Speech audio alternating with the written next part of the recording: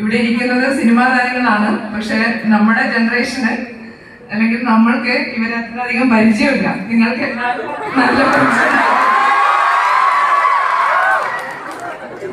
നിങ്ങൾക്ക് നല്ല പരിചയമുണ്ടെന്ന് എനിക്ക് വ്യക്തമായി. കാരണം നിങ്ങൾ അത്രയും ഉഷാറിലാണ് ഇരിക്കുന്നത്.